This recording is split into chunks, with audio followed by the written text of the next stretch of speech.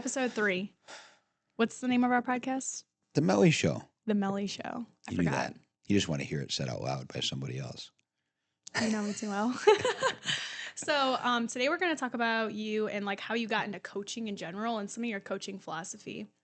So to start, I mean, when was the first time you coached someone in like, first of all, talk about actually what you even coach for. Because some people, God, I don't know anyone who knows you who doesn't know what you do, but tell us what you do. It's Taekwondo. It's an Olympic sport. And a lot of people call it Korean karate. And the reason it's Taekwondo and not karate is if you go back in history, the Japanese suppressed the Koreans, but they learned the karate and they made it something else because they're a little pissed, right? And the Japanese are known to be warriors, and the Koreans are scholars generally, right? So they took something really cool and they organized it, and they made it an Olympic sport, and it's also kind of distributed consistently all around the world. So it's pretty cool. Awesome. And when did you start coaching Taekwondo? Well, as you've heard in the previous podcast, I've had both of my hips replaced by the time I was 38. So after my first black belt test, and I started late in our 20s, right? I had my first hip replacement that Monday after my black belt test. Then I had a second hip replacement, and so a lot of times I couldn't kick. So our instructor, I was lucky enough, would let me still come out on the floor and help teach. And that's when you guys were little, when you were sparring. So I just basically focused on helping coach the kids, and then it kind of took off. The kids liked me. They were fighting well. So our instructor had me coach mostly when we went to tournaments. Remind me when your first hip replacement was. Had to be 37, and then the second was 1 year apart, so probably age 37. What year was it? I'm 52 now. I am old. Okay, I'm trying to remember how old I was. I'm not good with quick math. I should be. It's about 15 years ago, right? Oh, how old were you? You were probably 7, 8. 7? 7, 8. Yeah, you were young. Yeah, that tracks. So I was 7 years old, and was that the first time that we did a tournament? Was it before or after your hip replacements? I did it before. I fought Okay. before my hip replacement. Okay. I just couldn't kick well, but I fought. And so how did you end up owning a Taekwondo school from coaching? So we bought the school when I was 15, so that would have been around 2016. Exactly. So how did that happen? So our instructor had a bit of a midlife crisis and decided that he was going to move. And during that time, he kind of ran the school down. As you know, we have multiple businesses we talked about last podcast. So I always viewed the Taekwondo school as fun, but it didn't make the kind of money that I would like to make, even though I like doing Taekwondo. So he always talked about it, and I said, that doesn't make enough money for me. I don't want the school. He tried to get me to buy it.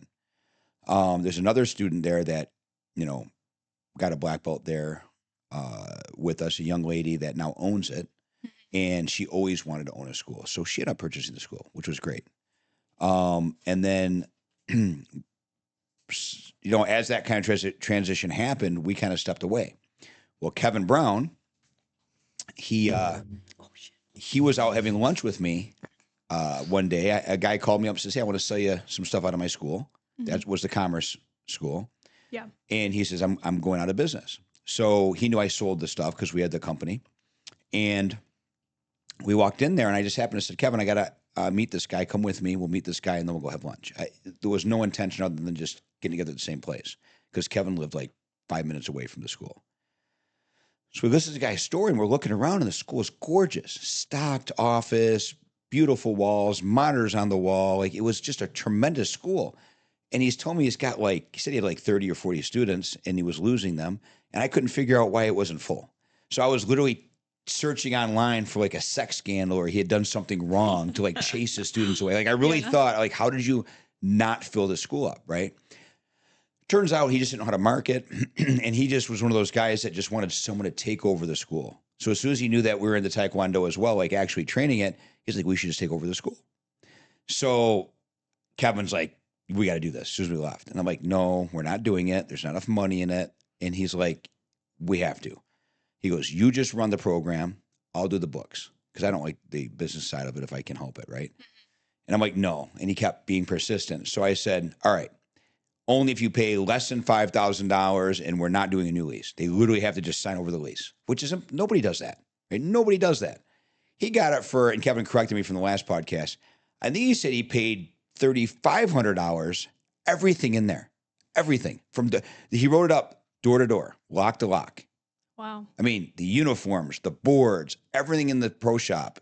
And then, of course, you got the lease to be signed over. So everything I put up as roadblocks to not buy the place, Kevin solved in like one day.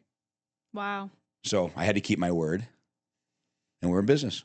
But you were coaching before that too. You were just doing it for.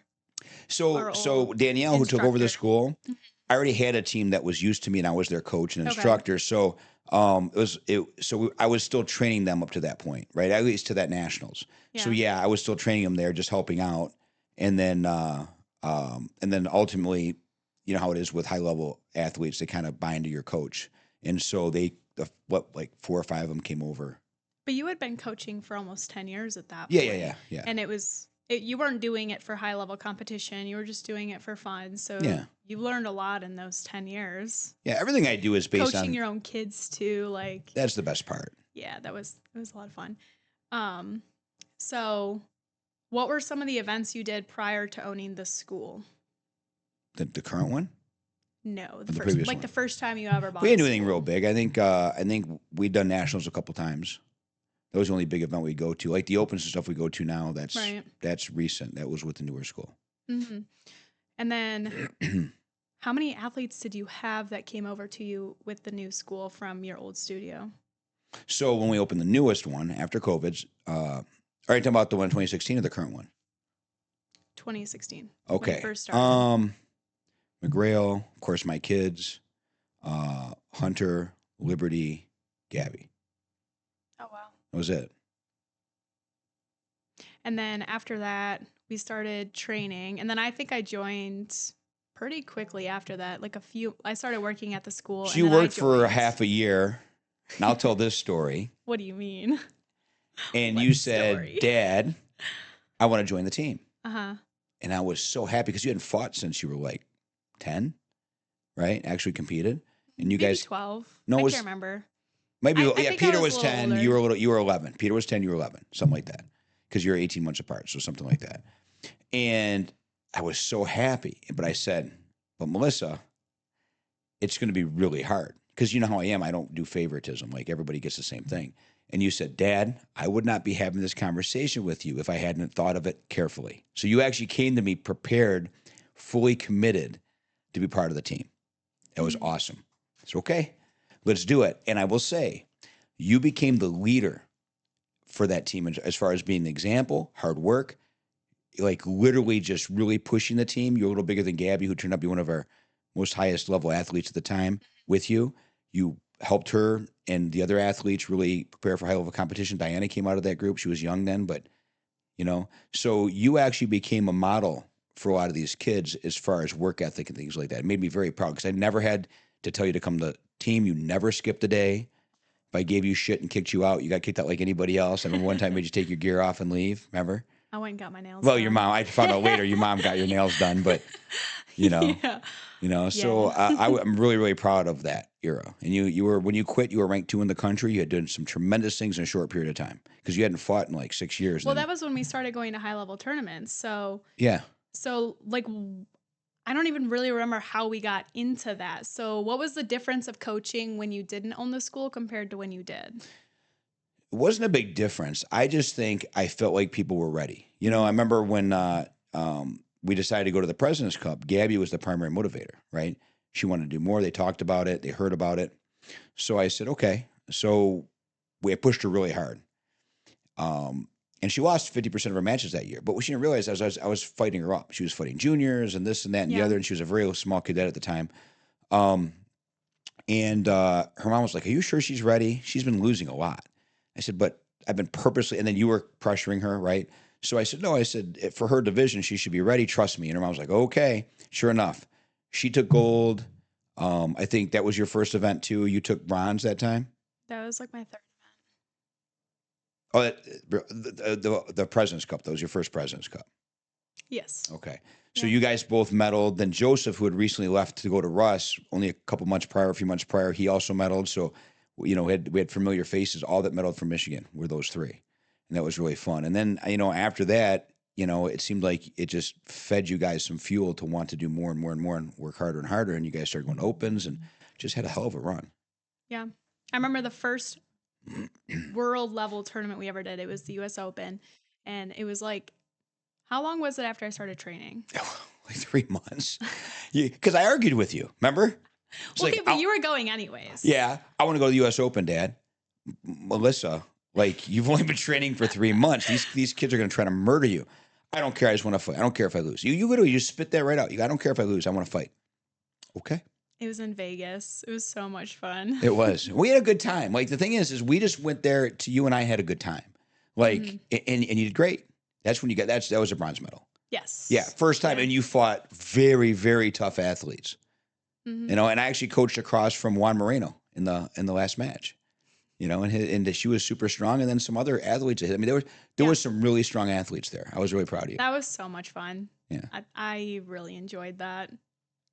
It's like just like actually fighting through like the mental aspect of it, which is more rewarding than any medal.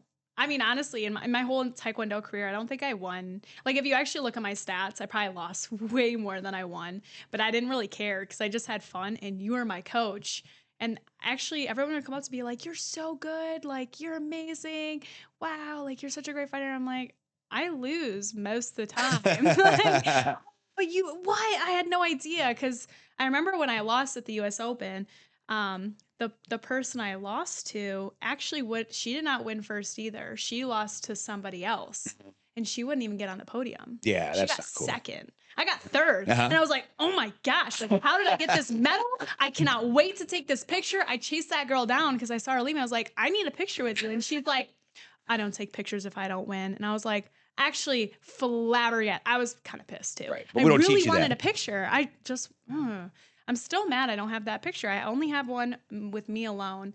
And it baffled me, but she had just been to so many tournaments and she only ever cared about winning. I just couldn't understand it. I was like, I just had the time of my life, like working through something that's not easy, fighting on a stage where a lot of people knew me. And I was like, yeah, I mean, you guys all want me to win. Hopefully I win.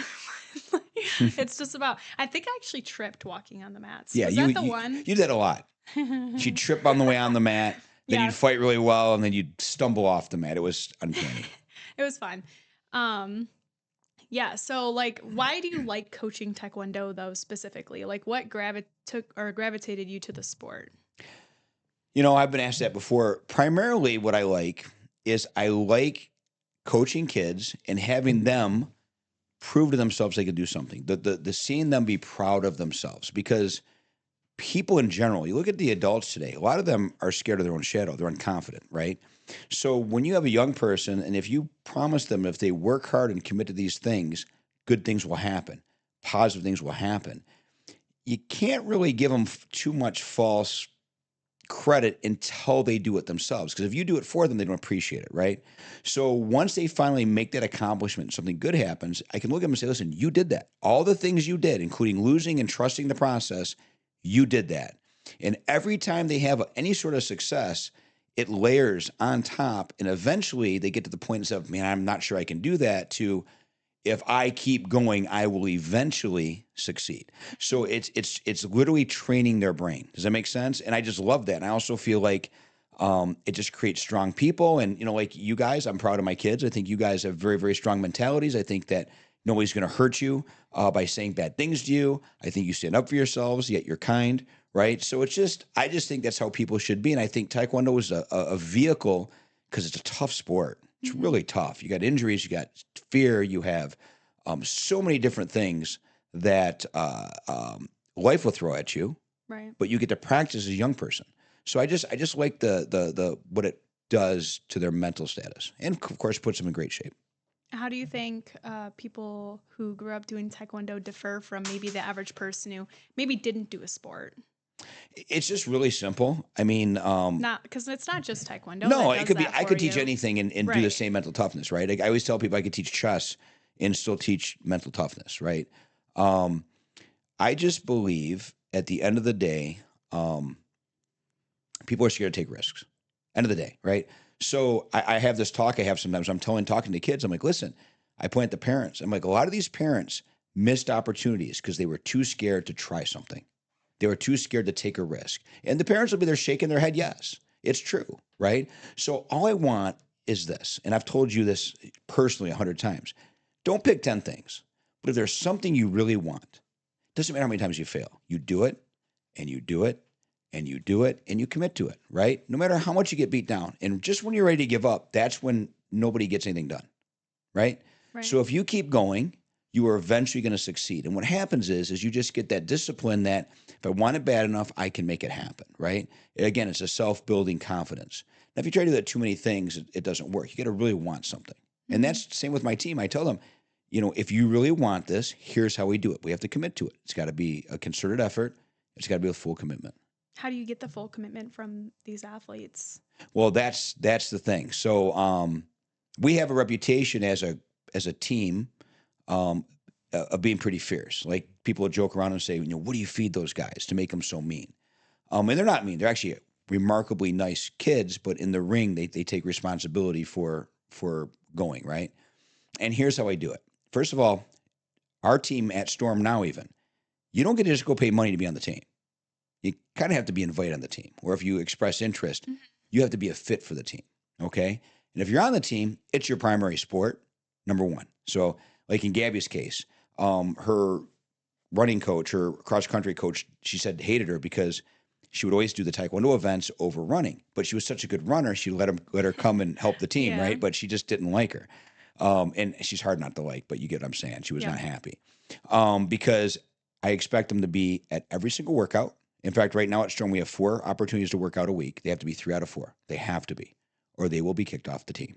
But there's 5 opportunities? There's 4. So 3 out of 4. You cut out a day? No, because you do Monday, Wednesday, Friday, Saturday. Okay, so they got to come 3 out of 4. I forgot. I can't believe you only do 3 days a week now. Yeah, we only did 3 before, too. No, we never did 5. I mean, maybe it was. Well, you were there every day, but team was always 3 days a week. Okay. So they have to show up to the workouts, number one. Number two, we have a local schedule. You don't get to say, well, I think I might go to a tournament. We publish a local schedule, and generally you immediately tell us if you have a wedding that day. Great, then we know you won't be there. But you don't get to wait to tell us you're going and then say, well, I got something better. No, we expect you. So I expect the majority of my team to be at the tournaments, right? And they commit to this. They actually have them sign stuff that say this, okay? In fact, I got to renew this year's commitments with our team. You just have me remember that. So now they got to go to the local events, and they have to come to every workout, okay? Now, the expensive ones, traveling out of state, things like that, I can't make them do that because that's a financial burden at times, right? But my point is if you want to fight, you have to fight. You know, you have to be able to do it in the school. And if you're good, then you got to go to a tournament under pressure and practice doing under pressure. Then you go to the next bigger event. So we're iterating the mental portion of it, correct? It's not just the fighting. Right. And so what happens is we compete a lot, we spar a lot, we train a lot. They're all in. So my kids love it. They get to the point they thrive. They love the hard workout. They love the training. They love when we cardio spar for an hour straight, a minute at a time with 10-second rest, right? They actually thrive. Instead of somebody that just comes on the team that's already worked out somewhere else, you've seen how that works out. They think I'm a tyrant, right? Meanwhile, everybody else loves it. Yeah. Right? Because they're committed. Yeah, they're committed. Sometimes the people who come to the trainings aren't always committed, or they don't understand what a commitment really is. Exactly.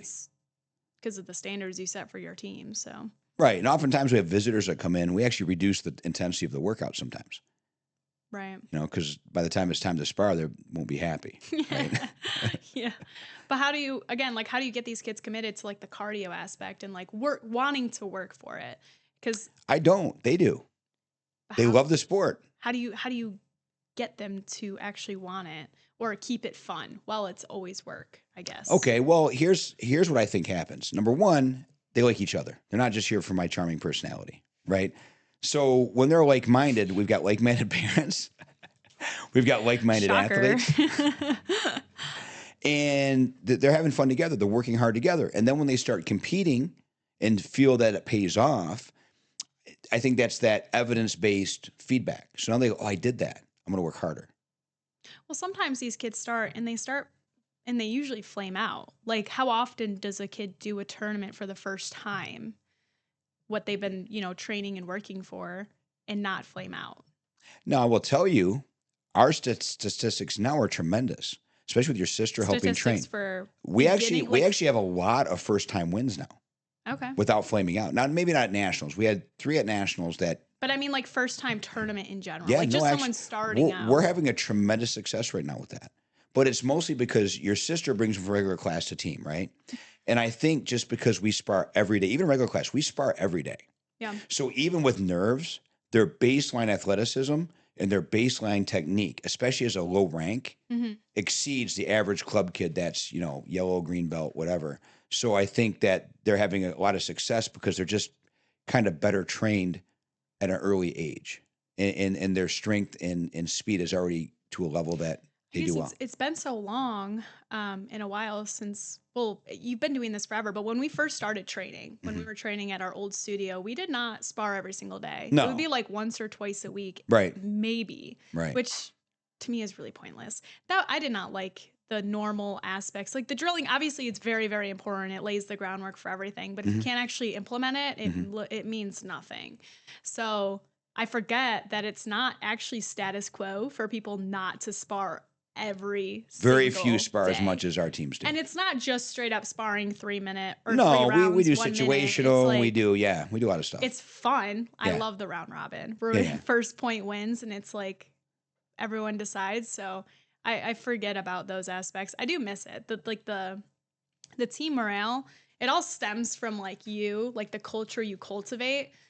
And that was definitely what kept a lot of us doing it, even like for all the years. I mean, I Mhm. started when I was 5. I got back into Taekwondo because I wanted to spend time with you and because I wanted to spend more time with the people I was training on a You daily saw what the kids basis. were having a ball, right? And you're like, I want to do some of that It with was them, right? fun. And then it's a way, like, for me, I could push and challenge myself while having people who were going along with it, pushing and training each other. I mean, who kicks each other in the face and then goes out for ice cream after? Like, Right. only Taekwondo people. Right? 100%. Like, That sparks an idea. Remember Kira?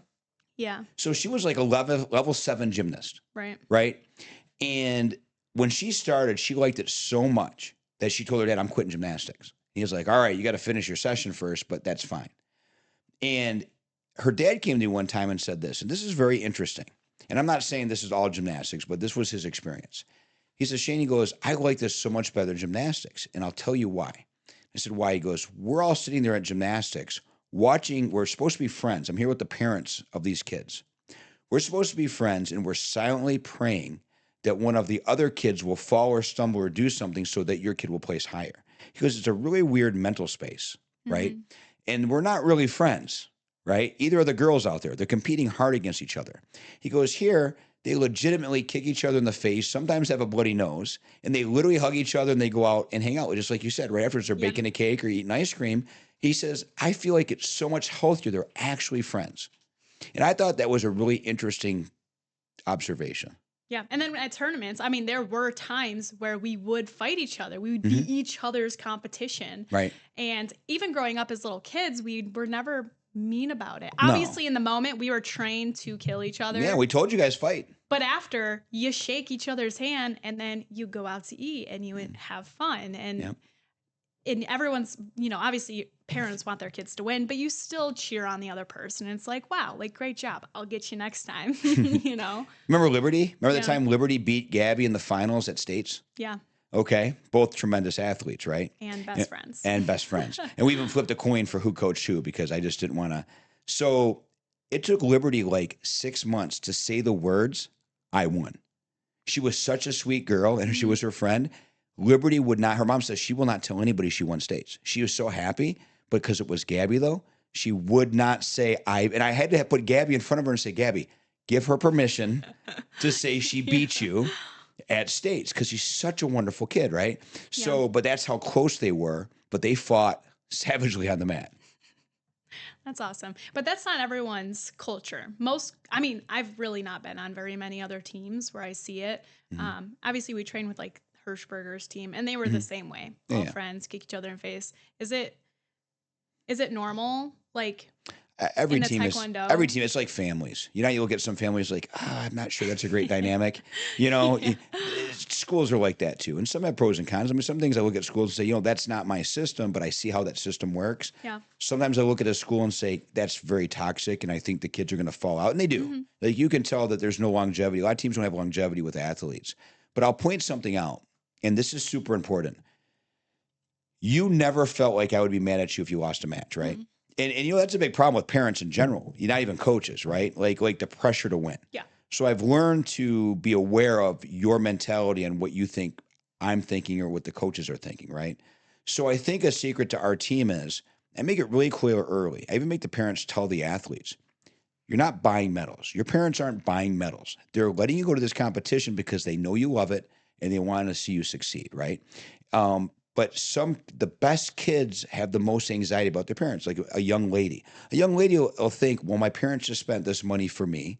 I have to give them a medal, right? So I have to unprogram that. And I tell the parents, they're like, well, I never told them that. I said, but they're good kids. Good kids worry about their parents. Good kids are kind. Yeah. And that creates a bit of a anxiety loop. Does that make sense? Then you start going to bigger events and you get the regular anxiety. You got, what is my coach going to say? You've got, what are my parents going to say? They spent so much money, then they were, everybody's good. So there's all these. So I believe that my best job is managing those things. I can make the body stronger. I know the game. I know what technical things you need to do. It's really not that hard. You can look at any high level match aside from a few standouts athletically. It's the same thing. Yeah. It's just who does it better, right? So that's not the hard part. The hard part is how to prepare them to do it. Like I feel like when they go to tournaments, they flatten out for a while until they get over the anxiety. So they're at a certain level, but until they figure out how to compete without the anxiety, then they grow again. So they grow to a point and they grow past that once they start doing the higher level events. But sometimes they flatten out for a while, So successful athletes, do you think it's more important to have like mental toughness or to be physically athletic? Well, if you had to pick one or the other. I think mental is everything. I really do. I know you can't necessarily win with only mental, but you can't win without it. We'll say, like, for example, we've had athletes who have health issues sometimes, not like in their health, but like their bodies, right? Like for me, I have a lot of nerve damage. Mhm. I really messed up my shin actually the night before the US Open horribly. I couldn't actually walk. The only reason I could do that event was because adrenaline is amazing. Shout out. Right, absolutely. While you're fighting, it doesn't hurt. Yeah. Yeah. And because by the grace of God, I could fight with my other leg. And I only used one of my legs for that tournament. So for people with physical barriers, I guess, why do sometimes they still do really well? Do you think it's just because of the mental aspect? It is because mental. there's also super athletic people who like they should win everything and they don't. Well, here's why. So here's my theory anyways. Yeah. So say you're naturally gifted. Okay, you're going to start winning early, right? Easily. But you're not really trained the way you should because you're winning, right? So the coach says do this, do that, work harder. They don't listen. So when they start having challenges, now they're at a level where they have to train, right? And they're going to start losing and they can't handle the loss.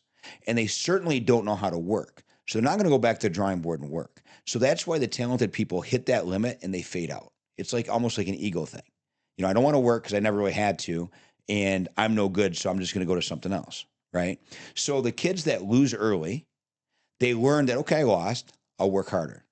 Okay, I maybe lost again, I'll work harder. And they start seeing that work equals results. And then what happens is they never don't work. They just always drive. They always work. They always strive for that next level. And so what happens is now when I have talented kids, I make sure they lose. I literally keep bumping them up until they lose. I had a color belt that just won nationals, won regionals. I'm not sure he's lost it. Oh, he actually did lose. I made him lose, but he wouldn't have lost, right? So wait. Explain how you make people lose, because that sounds terrible. Like it does, so, but it's not. So Russ was coach. His name is Sam. So he won a couple tournaments, and then he won this one where he just popped in, boom, scored a point. Yeah, and he looked great. Looked great on paper, right? But he wasn't doing what I told him. He was going in, scoring, and backing straight out. Well, if you have a good fighter and they cover that, you're getting hit on the way out. The whole table will turn. Right. But the athlete just wasn't skilled enough, right? So I told him, and Russ and I talked to him, like, that is not going to work in a high-level match. So I know you're all happy you won and it looked cool and everything, but that is absolutely not how you were taught to spar, right? You need to make sure that when you go in and score, you exit this way. This reduces the chance of this. And, we had this conversation. And so I said, we're going to go ahead and fix this. So the next tournament, you're fighting black belt. He was green belt at the time, right? So we put him in a double elimination black belt event, and he did well. I think he took silver, right? But he was bleeding points. Yeah. Right. And so it's a totally different ball game. Yeah. And so he was bleeding points, and he had to go chase. He was chasing points he shouldn't have to chase. So he nearly lost. And then we got another tournament. We took him to Indiana, Medina's tournament, and those kids are for real, man. There are a lot of those kids from out of the city, and his kids are good. So that group was pretty strong. But he learned his lesson, trained hard, right? Now he realized that why I said what I was saying and why Russ was saying was all the coaches. He got 3 good coaches. More than that, he actually constantly give him feedback. And he got high-level athletes, right? Yeah. Now he's listening suddenly, right? So he goes to Indiana, destroys the black belt division. Doesn't just win it, destroys it. Now that's how I settle that in, because he's a natural. The kid will do, we'll kill him on the mat. He'll be a puddle on the mat. And then the kid goes home. You see him on Instagram lifting weights. He's a very driven kid, right? But it's also a little bit of vanity, right? A little bit of ego. So when he's winning easily, he's like, I don't have to train. Right. But I proved to him that he did. And that's what we do now. So did you take him back down? Because once you go into the black belt, even if you're not a black belt. We don't put a black belt on him. We bump him up. If you put a black belt on somebody, you can never go backwards. Right. Because a lot of people, most people go the other way. Most people have a black belt and they'll that's not okay. I don't think that's okay. Definitely not. But I don't mind having them fight higher up and lose. And then all the places, all the tournaments that we go to, the people that run it know, I don't mind if we lose. I want hard matches. And you see it. You go to coverts and our kids are almost always underweight. If you look at the weight, and the parents are like, oh my God, how come we're always the smallest one in the division? And I said, it's probably a compliment. Take it as a compliment. They know our kids are pretty tough. And though he doesn't like me very much, he knows that that I want the kids to be pushed, right? So I don't care. So lose. And they win more than they lose. They do well, right? Now, if it's an official tournament, I do expect things to be right, because the official things matter. Well, now it's official. But the locals, I consider the AU state ones, I just consider those kind of local tournaments. Right. And so I don't care. Whatever they get, they get. So how did you develop your coaching philosophy? From point A being when I was 7 and you started coaching to now, how did you figure out what actually worked? Or how did it evolve even? That's interesting. So basically, this is where the engineer in me comes out. You will see that a lot of coaches come from copying drills and copying specific things, right? My coach really didn't actually give us any philosophies other than a bunch of kicks. What I did is I would watch exchanges happen right in class, and I would simply look at where they're at when they got scored on, how did it develop, look at distance, timing, things like that. Looked at, I learned about stability. You can't have a high kick volume if you're not stable on your feet. If someone is making you destabilize on your feet, then you can't be kicking them in the face. You're busy kind of reeling, right? So I kind of use those things from an engineering perspective. And then, of course, coupled that with obvious drills that you'd see and do. But I never really came from a history of an instructor telling me exactly how to train athletes. I was just playing around with the kids at the time. And so I just consistently used information to generate these techniques. And, of course, they required athleticism. So then I became acutely aware that if they can't do the kicks, they're not going to score. So then you'd figure out what you'd have to do athletically, and that's just kind of always been my thing. Even now, it's extremely based on what I see in front of me. So it's kind of specific to the athletes and what kind of holes you see, gaps. Yeah, there's a fundamental top level of the game, right, and what you need to do. But yes, all of our athletes fight different. We're not one of those places where every kid does the same thing. So that's the drill side of it. But what do you think is the most important thing as a coach to give to the kids or to train into them? What's the most important aspect do you think about? To win a match, to train for what specifically am I trying to accomplish? Well, what's the purpose of you training these kids? My entire point for these kids is just to grow up and use it for life. Use the tenacity, use the mental toughness, use the the ability to tune out negativity or be able to handle if somebody criticizes you. I mean, literally, the tools that you've used to be successful, the tools that Peter's uses to be successful, Megan, I mean, I just literally want to make great people. That's what I have a lot of seniors. Right. Because when they get to be about that age, I feel like the same conversation you and I had. You're like, should I compete? I'm like, you could, but you don't have anything to prove to me, right? You definitely want to prove to yourself and show everybody that you could throw down, right? And you certainly did that. Okay, you had a lot of fans. So I was like, why don't we use this to go ahead and start your career? Let's start adulting, right? And you're like, great. And you've been killing it ever since. When Olga got to be about that age, right? Yeah, she could compete more, but because her dad passed away, they're limited on income, right? So she went and started working and doing all the things to go ahead and get her life started. I think that's great. Drop it in training time you want. Gabby went off to college, right? She's not really trained that much because she's got a very ambitious goal in college. I think that's great. Like I don't mind that the seniors aren't chasing worlds or chasing the Olympics because very few people can afford to. Very few people are going to, right? So I kind of feel like that's what we're preparing them for. Right. So I have a question and I'm trying to remember how I was going to phrase it. Damn it. So basically, like when we were kids, something that like I kind of see a parallel to is that, you know, and it's kind of specifically ties into how to coach someone from being, or when like how to coach someone out of being upset when they lose or being worried about the reaction of their coach and like their parent. So as a kid, I remember very specifically that if I did something bad, like say I broke something or I lost something, okay, for example, I'll actually use this story. When we were little kids, it was Peter, Ronan, Declan, Shay, probably Megan. We had 2 crabapple trees and we were chucking crab apples at each other. We were like literally playing dodgeball, but whipping them at each other. I'm sure you know where That sounds right. Yes. I remember now. And so when we were doing that, one like Ronan had bounced it off the ground and we had little basement windows and it broke a window. And obviously, like most parents would be upset. Wow, I can't believe that you broke this window. It's going to cost money to fix.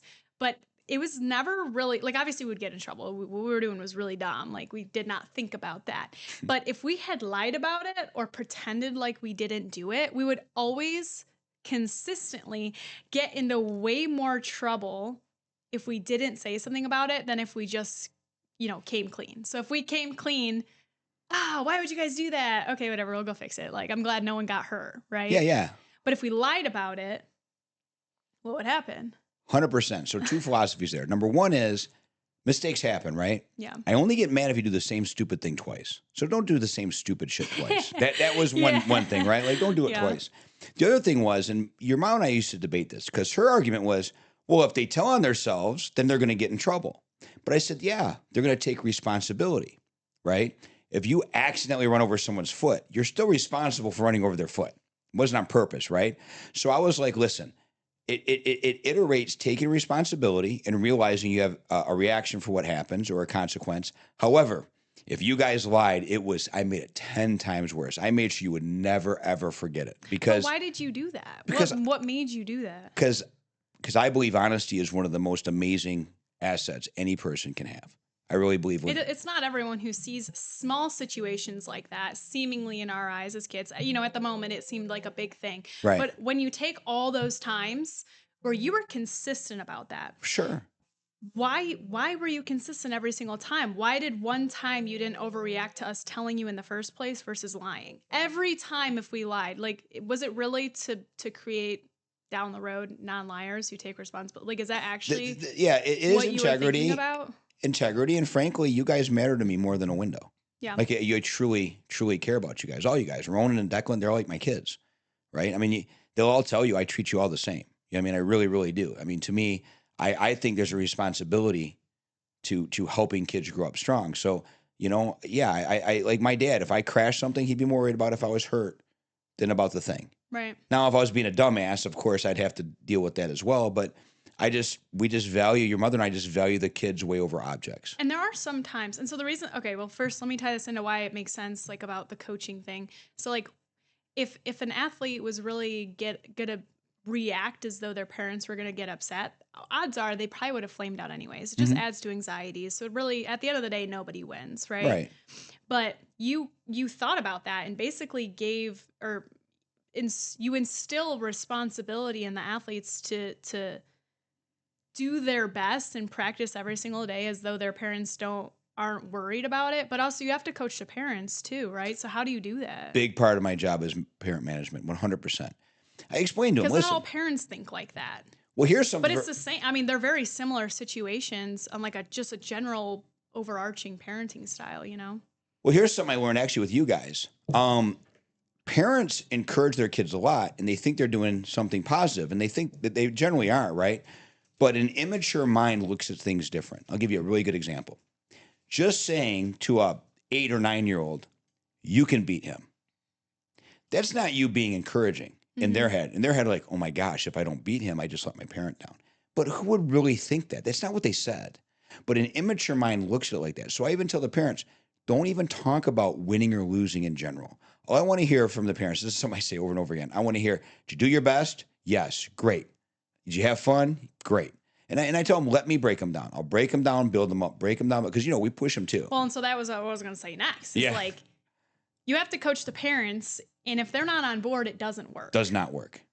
Yeah, we choose, we have gotten rid of. Because mom and dad have to be the safe space. Right. I mean, I will get rid of athletes based on the parents. If the parents aren't a good fit, I won't go through the effort. And if the kids are getting in trouble for losing no matter what, and then they're worried about that, they're going to lose. Right. So it's a lose-lose situation, I was at a tournament Sunday, the one that me and Megan just run. Yeah. A little kid went out there, fought this kid that was phenomenal. The kid was just really much better than him, and he fought the whole time. His dad took the trophy, as soon as they handed it to him, ripped it out of his hand and threw it on the mat and broke it, and jerked the kid out there and was just cussing. Wait, right? like your athlete? No, we were just running the tournament. But just and you saw the coaches were appalled, right? That parent would be gone. That parent would never be on my team again. That is so sad. Yeah. Because you're never going to fix that. Even if they pretend to behave, they're going to mentally pressure the kid. Right. So you just can't. So instead of putting that kid in the middle, like, me trying to fix it and it just being worse, I'm just not going to be, because you can't control. How do you know when to push the kids versus, like, say the parents are halfway on board, halfway off board, which happens a lot. You're coaching both the parents and the kids, and the parents aren't just going to get it day one. They don't really. Right. They don't always understand what it is you're trying to do when you say, like, hey, just encourage them, be that loving support system for them, be there. Don't talk about win or lose. Just talk about how proud you are, which you did a great job. So it's interesting because you're my parent and you're my coach. So you're playing both sides, how to break me down and pick me back up at the same time. And it's more personal because I'm your dad, so I have to be extra careful. Absolutely. And I think you did a great job. Well, I appreciate definitely paid attention to when I just needed you to hug me, even though I know I didn't do well or I could have done better. Right. And you knew when to actually, like, are you kidding me? That was ridiculous. And a lot of times we turn it into fun. Yeah, it was based on your confidence level. When we're out there just rocking, I'm like, yeah, don't walk with your face. Well, that's different. Yeah, when we're like in the middle of a match and someone kicks me. Actually happened. That was the U.S. Open. And then I looked at you and I laughed, and then actually people thought we were nuts. You made the refs laugh. Like the refs were cracking up because you're in the middle of a high level match, trying not to get knocked out, and I'm making fun of you, and you're like, bantering back at me. Yeah. Well, yeah. And so I guess I don't really know how you just knew that, because it's like your dad was like that then.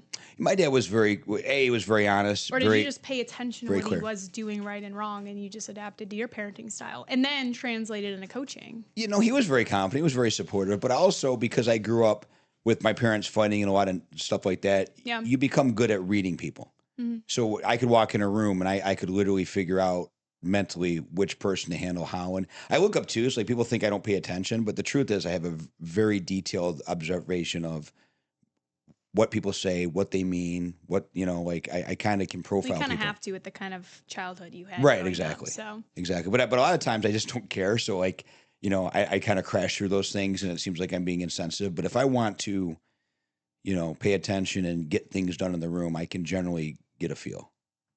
So, and I do it with the kids. I know when they're, truthful, not truthful. I know when the parents are pressuring me, even though they're pretending not to. And I just come tell them. I'm honest with the parents. If they don't like it, they don't like it. I'm like, at the risk of offending you. I care about your child so much that I'm going to take this risk, and I'm going to tell you something that's going to be uncomfortable. That's how I start the conversation. Probably. Yeah, I tell them that. I said, listen, at the risk of making you upset, but this is how much I care. Like, why would I put myself in a situation to tell another parent what to do unless I really thought it was important? Right. And I tell them now, the good thing is I'm old now.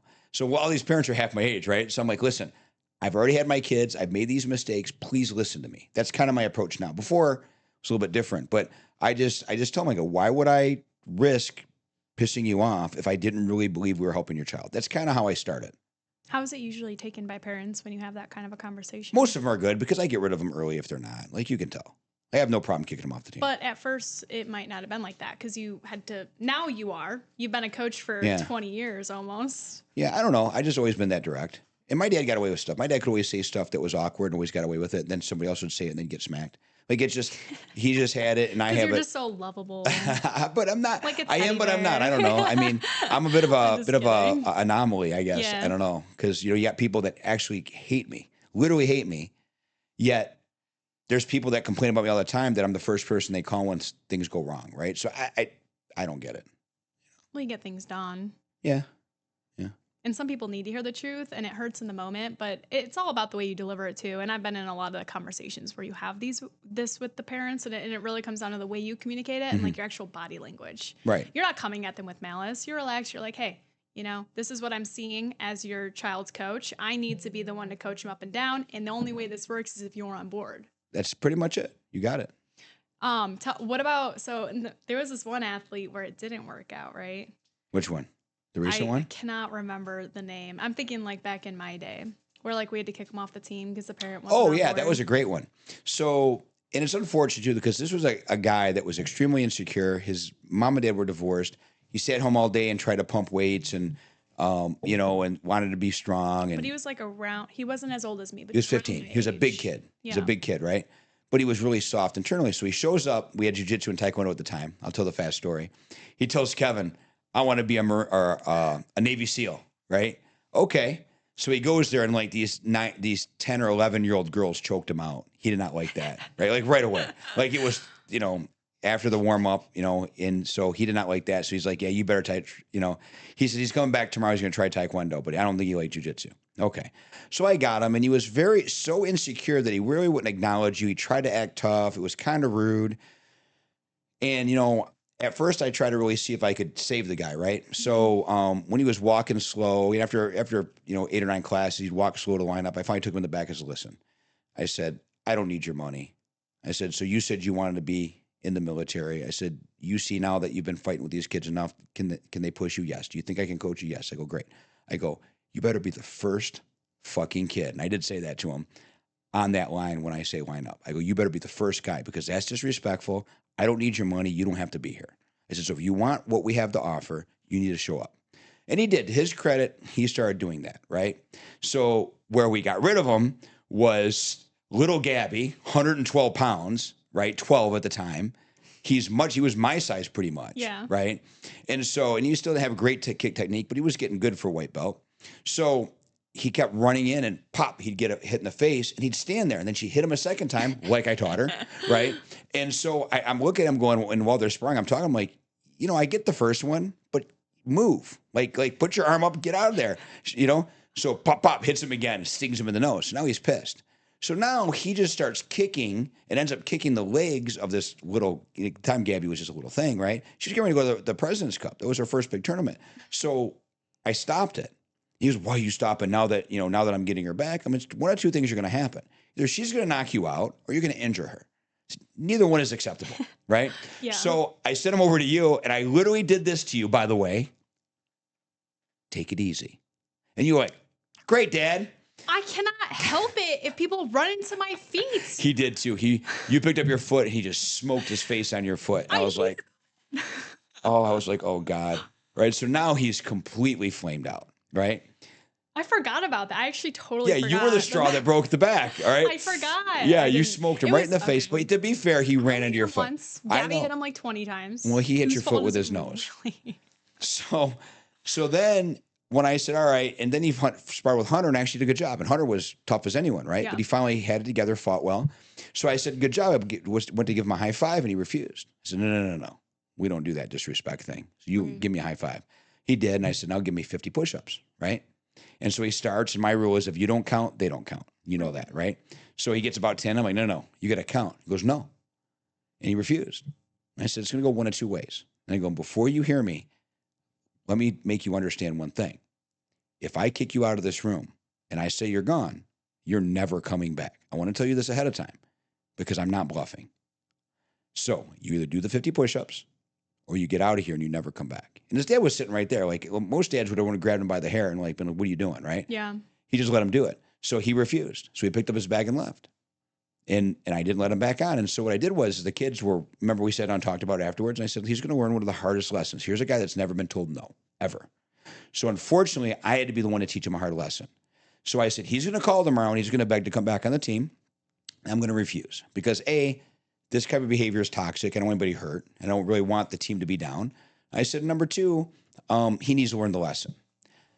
So he called, he pleaded, said, sorry, no. And I felt bad. Like I really liked the kid. Here's the thing. You and I were talking about him like a year ago. It's probably a year now. And I said, I wonder whatever happened to him, right? Do you know that when I went to go meet Jason Wechter, he was actually there. And I ran into him in the street. Like randomly. Yes. Oh. And after we talked, he was great. He was so happy to see me. And I said, I got to ask you, because my daughter and I were just talking about you. Remember the last time we talked? He goes, yeah. He goes, you mean when you said that, this was going to be a tough lesson? I said, yeah. He goes, you were right. He goes, that literally changed my mindset. He goes, I really, really made a point. He goes, you're right. I had never actually been held accountable. And he was doing great. His job was good. And he told me everything was going on. So, I almost wanted to cry when the guy was talking to me because I really did care. Yeah. That was actually really hard because I felt for him a lot. And I really hope that he would have stuck with us because he would have done such great But things. if I had parent support, I would have kept him. But the parent did nothing. No. I can't override the parent. Yeah. Yeah. That's interesting. I forgot that you ended up actually running into him. It's pretty cool. It has to be one of the most rewarding things about being a coach is like seeing how they turn out eventually. And all I live for. No matter like how it ended between you and the athletes. There's a lot of situations growing up that I always heard about or was there for where I saw it go down. And it's like that hard lesson they have to learn. And you're always there for them. Like if he came back years down the line, you probably would have accepted him back on. Like, hey, I learned my lesson. Or if he had come back with an appropriate, heartfelt, and parent support, it could have been different. But that has to be so rewarding. Well, nobody actually has the guts to teach that lesson because it's hard. I was, I'm always the villain when that happens at first. They don't realize why it's happening.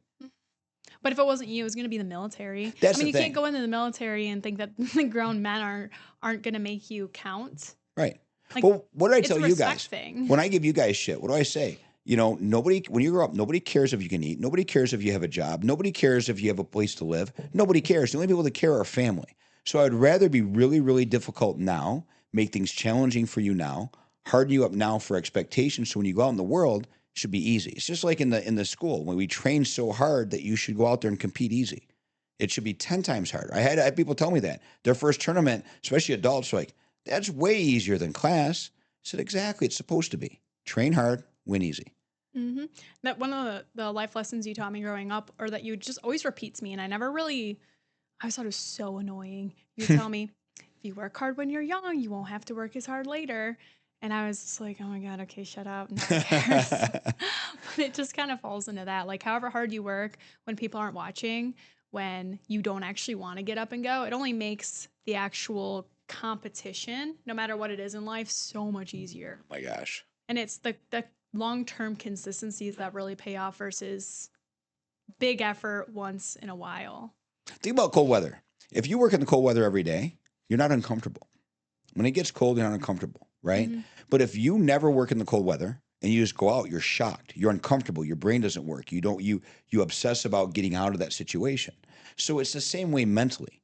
It's like callousing. If you look online, they call it like callousing the brain.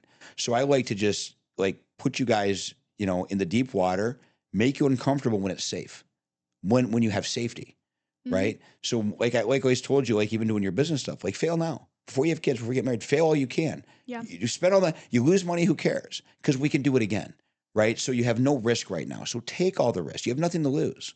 Tell Peter the same thing, right? He's doing all kinds of crazy stuff. Lose every way you can until you succeed. That's my philosophy, but it's tougher when you have obligations, and then God forbid, once you have kids and things like that, it's harder to take those risks. Especially especially when you become a mother of a family. Now you have so much responsibility. You worry about everybody else, right? So you have to be able to kind of get those things in line so that you can handle those things later. You also really don't fail if you learn something. Well, I That's the agree thing with that that. I always like. There's various people in my life who've gone through different hard patches, and like I'll just kind of talk to them. I'm like, they'll cry about whatever. Oh, this really sucked. It hurt, and I'm like, okay, like it's been a month or two. I'm like, so what'd you learn? And they look at me like I'm nuts. And I'm like, this couldn't have been all for naught. You couldn't have just gone through all this and now you're just Not figured something out. lost. Like, Right. that's not how this works. Life goes on. People are still having fun without you. I get it. Feel how you need to feel.